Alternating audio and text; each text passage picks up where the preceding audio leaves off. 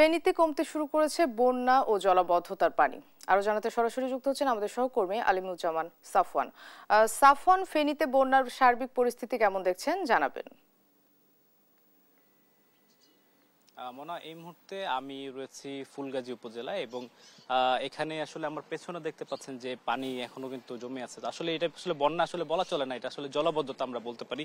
তো বাঁধ ভেঙে যে পানিগুলো প্রবেশ করেছে সেটি ইতিমধ্যেই সেটি কমে এখন নিম্নাঞ্চলের দিকে প্রবাহিত হচ্ছে এবং এখানে দেখতে পাচ্ছেন যে অনেক পরিবার এখনো পানিবন্দী অবস্থায় রয়ে গেছে যদিও, কারণ তাহলে এখানে যে ফসলি জমিগুলো রয়েছে এবং মাছের ঘের পুকুর সেগুলো থেকে কিন্তু এখনো কিন্তু পানি আসলে নেমে যায়নি, অর্থাৎ ফুলগাজী উপজেলায় এখনো পানি রয়েছে এবং কিছুটা কয়েকটি নতুন করে প্লাবিত হয়েছে আবার ছাগলনাইয়া উপজেলায়। তো ফেনীবাসীর যে অভিযোগটি আমরা সবসময় শুনছি যে এখানে আসলে টেকসই বাঁধ নির্মাণ না করার কারণে প্রতি বছর আসলে তাদের এই সময়টাতে বন্যার শিকার হতে হয়। অর্থাৎ এখানে যদি কোনো টেকসই বাঁধ থাকতো তাহলে এই পরিস্থিতি আসলে সৃষ্টি হতো না।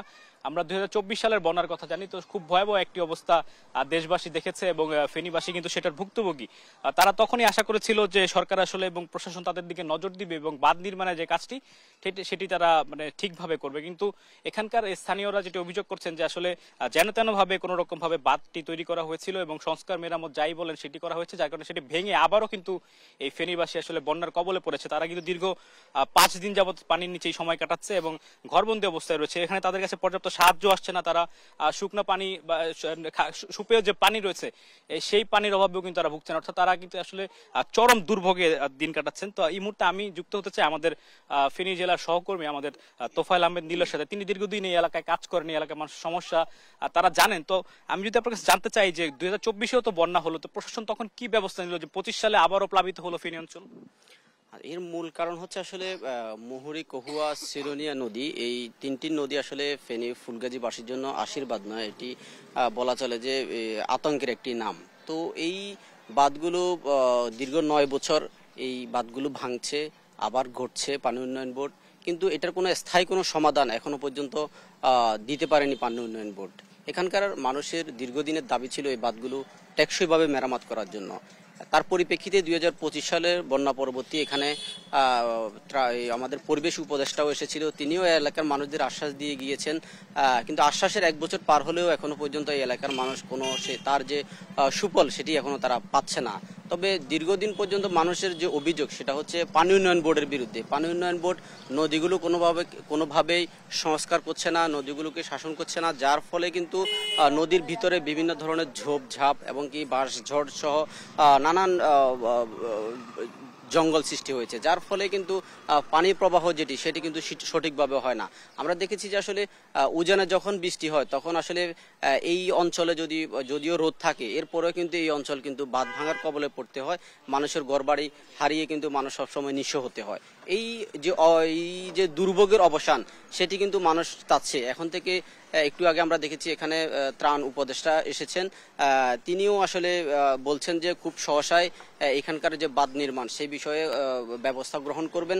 তবে তিনি এখানে এসে নামার সাথে সাথে কিন্তু স্থানীয়দের রোষানলে পড়েছেন।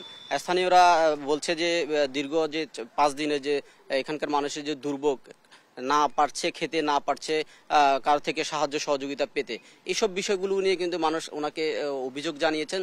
তবে অভিযোগের পরবর্তীতে দেখেছি তিনি স্থানীয় প্রশাসনকে নির্দেশ দিয়েছেন আগামী যে কয়েকদিন এখানে তারা আশ্রয় কেন্দ্রগুলোতে অবস্থান করবেন, আশ্রয় নেবেন, ততদিন পর্যন্ত যেন তাদের পরিপূর্ণ খাবার এবং কি তাদের যে দেখভালের যে বিষয়গুলো সেগুলো কিন্তু দেখার জন্য তিনি নির্দেশ দিয়ে গিয়েছেন। তবে এখানকার মানুষের যে দুর্ভোগের বিষয়টি পানি উন্নয়ন বোর্ডের বিরুদ্ধে, তবে পানি উন্নয়ন বোর্ডের সাথেও আমরা কথা বলেছিলাম, তারা বলছে যে এখানে যে নদীগুলো রয়েছে সেগুলো সংস্কারের জন্য ইতিমধ্যে মন্ত্রণালয়ে 7,340 কোটি টাকার একটি প্রকল্প তারা পাঠিয়েছেন, যদিও সেটি 2000 বন্যা পরবর্তী বিবেচনায় সেটিকে নাকি আরো বাড়ানোর কথা তিনি আমাদেরকে গতকাল জানিয়েছেন। তবে যতই বরাদ্দ বাড়াক না কেন, কিন্তু এই এলাকার মানুষের যে দুর্ভোগ সেটি কিন্তু কোনোভাবে কমছে না।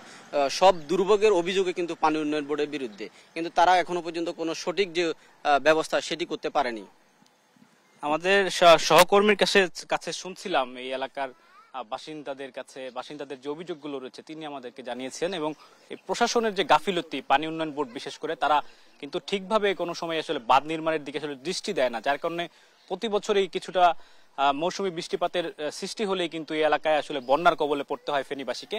তো তিনি যেটি বলছিলেন যে যতই আসলে প্রকল্প নেওয়া হোক, আর টেকসই বাঁধ যতদিন না পর্যন্ত আসলে এই এলাকায় তৈরি না হচ্ছে ততদিন পর্যন্ত এই বন্যা কবল থেকে ফেনীবাসী আসলে মুক্তি মিলবে না, এমনটি কিন্তু আমরা দেখতে পাচ্ছি। তো আমার কাছে ফেনীর বন্যা পরিস্থিতির এই ছিল সর্বশেষ খবর।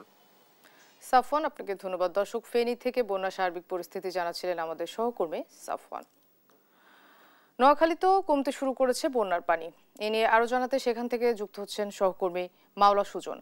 সুজন, নোয়াখালীতে পানির পরিস্থিতি এই মুহূর্তে কি আমাদের জানাবেন?